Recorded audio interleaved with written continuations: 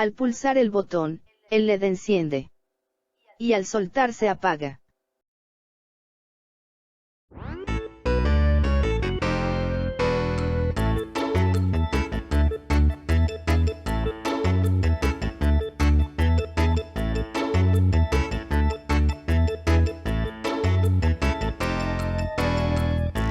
Un semiconductor es un material de tipo cristalino, generalmente silicio o germanio. Estos materiales por sí mismos tienen una resistencia eléctrica muy elevada.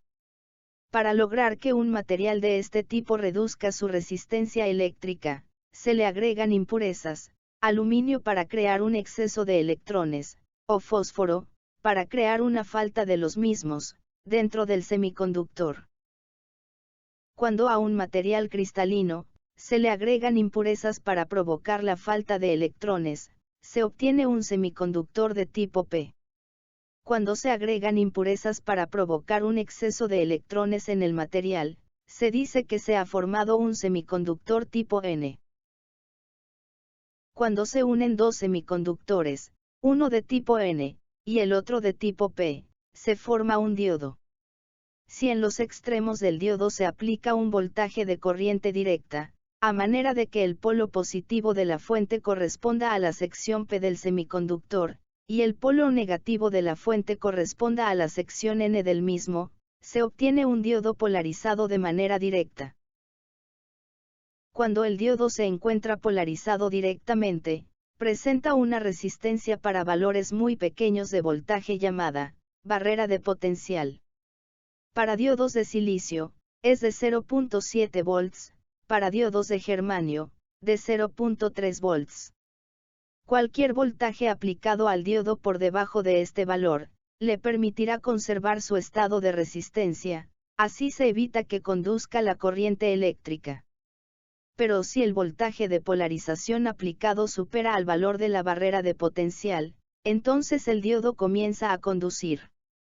La barrera de potencial en los semiconductores, es una resistencia eléctrica interna, que se forma por la recombinación de electrones y huecos, cercanos a las uniones entre semiconductores de diferente tipo, PN, o NP. Por el contrario, cuando un diodo está polarizado de manera inversa, se mantiene en un estado de no conducción. En 1948, los laboratorios Bell desarrollaron un dispositivo semiconductor con 3 secciones de materiales semiconductores, una configuración PNP, y otra NPN. Nos referimos al transistor. Un transistor PNP cuenta con 2 secciones de material P, separadas por una sección de material N, en tanto, cada transistor NPN cuenta con 2 secciones de material N, separadas por una sección de material P. Al igual que el diodo, el transistor requiere ser polarizado para que realice la función en la que será empleado. Para ello se coloca una fuente de alimentación, una batería, entre colector y emisor, de tal manera que el polo negativo de la fuente quede conectado al emisor del transistor. Mientras no exista una polarización positiva en la base, el circuito descrito se mantiene en un estado de no conducción. Esto se debe a que las barreras de potencial de las uniones se hacen tan grandes, que no permiten el paso de los electrones a través de ellas.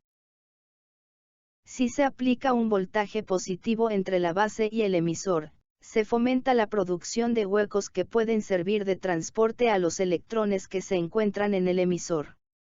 Esto genera el paso de la corriente eléctrica desde el emisor a través de la base, saliendo por la terminal externa del colector. De esta forma se reduce la resistencia de las barreras de potencial.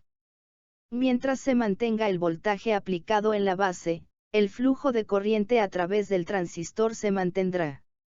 Por el contrario, si se aplica un voltaje negativo, no se generan portadores mayoritarios, entonces la corriente eléctrica del transistor se interrumpirá, y las barreras de potencial en las uniones se harán más grandes. Ahora ya sabemos que la corriente eléctrica a través de un transistor puede ser controlada mediante la aplicación de un voltaje positivo o negativo en la base del mismo. Existe una característica que hace a los transistores especialmente útiles, sobre todo en lo que se refiere a la amplificación de señales electrónicas.